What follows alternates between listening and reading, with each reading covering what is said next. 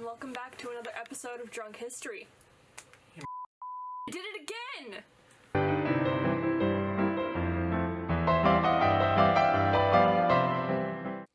Hi, and welcome back to Drunk Mythology. I'm your host, Destiny Ott.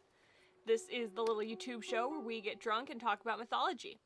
Last time we talked about the setting up of the world and the creation of the world, and today we're going to start with the gods building Olympus.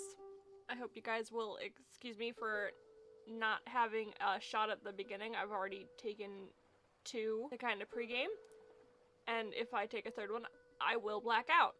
So I will chug a strong claw that I made. I'll chug a little bit of it, and then we'll start, okay? Cheers!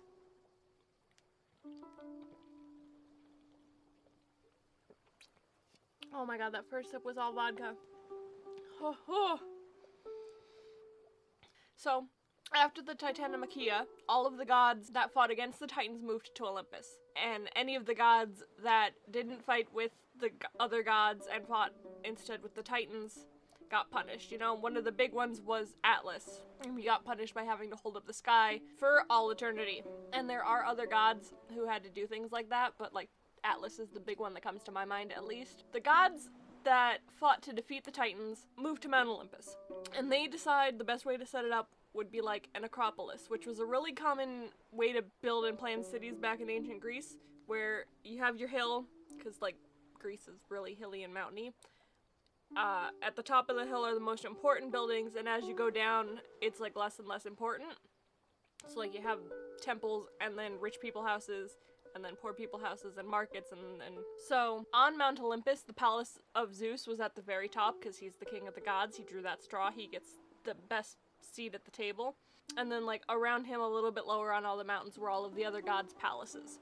And they were no holds barred. They went all out. They built these palaces and buildings on Mount Olympus out of marble and bronze and gold, and they lined the streets with like precious metals and gems and stuff. Because they're gods. Who the hell's gonna stop them, right?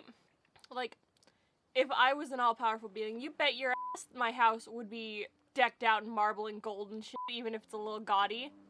Because who's gonna stop me? And like, Mount Olympus is kind of like this really exclusive club, right? Not just anybody can go to Mount Olympus. You gotta like be someone to go there. So they charged the Horai to guard the gates to Olympus to make sure that like random mortals aren't just like trying to go to Olympus to see Zeus. They were Zeus's kids with Themis.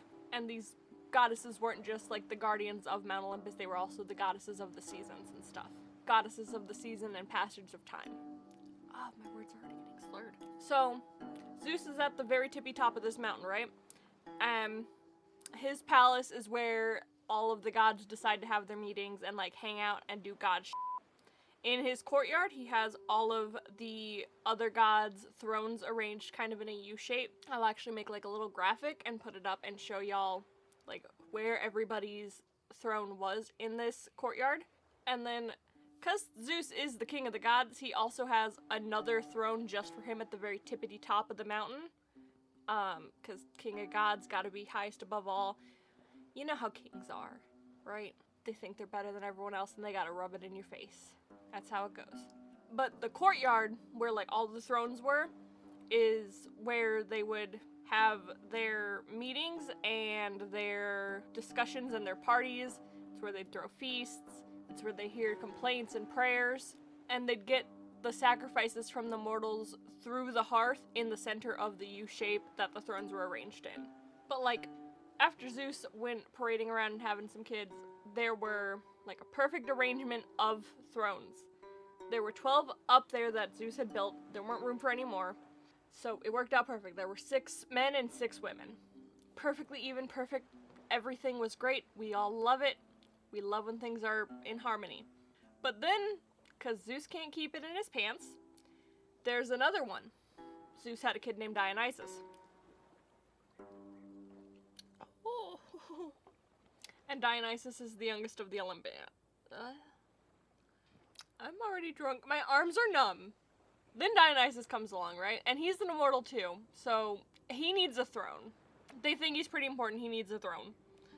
But none of the gods want to give their throne up, right? Like, that's a place of honor, right? You don't give your seat up at the adult table when they finally move you from the kid table to the adult table at Thanksgiving. Just like the gods wouldn't give up their throne in the U on Olympus, right? Like, you wouldn't give it up. It's a place of honor. So they're all bickering and fighting about who's going to give up their seat because Dionysus needs a seat, but it's all full, and they're all bickering and squabbling, and they are legit, like, I kid you not, about to start another war over this.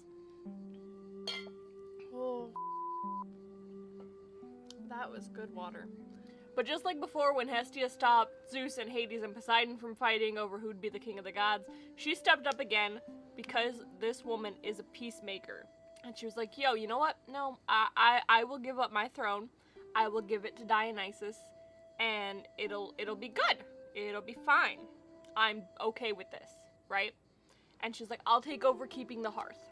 But in exchange, I get first dibs over any sacrifices we get. And all of the Olympians were like, okay, yeah, you know what? That is a fair deal. That avoids a war, and that is what we're here for. We don't want to be trying to, like, murder each other. Or as close to murder as you can get when you're a god. And Hestia was like, okay, awesome, great. And she gives up her throne to Dionysus. She takes over keeping the hearth and the immortal flame of Olympus. Fun fact, that's also kind of where we get the inspiration for the Olympic flame, you know, the torch that they, like, run around with between each Olympic. Between each Olympic Games, that flame, you know, never goes out. It's from the hearth on Olympus, because the Greeks were the first Olympic Games. And one other, like, super duper cool thing about, like, the throne room in Olympus was that, like, all the gods got to, like, personalize their thrones, right? So, like, what they were the gods of, they'd, like, design their thrones around. And I love that for them. I also picture, like, Dionysus, like, rearranging Hestia's throne and, like, turning it from, like, goddess of hearth and home throne to, like, god of wine and parties throne. And that's super cool to me. I like that. So, I want to do smaller uploads so I can do, like, more throughout the week. I'll also be, like, pre-recording them, so if I'm wearing the same clothes and stuff and, like, looking the same, that's why I'm not getting drunk multiple times throughout the week, wearing the same clothes and, like, doing my hair the same and everything. But you will get to see me get drunker, like, every day you watch, so, like, keep looking out for that, right? And that's, like, all I have to talk about today. So, I'm gonna let y'all go. In the next episode, we'll talk about the creation of humans and everything that goes down with that, because gods need someone to worship them, right? Or else, like, what's the fucking point? So I will see y'all then. Don't forget to hydrate before you dihydrate, and I will see y'all then. Don't forget, like and subscribe and stuff. That helps with the YouTube algorithm or something. I don't know how algorithms work. And comment down below about something. I don't care what.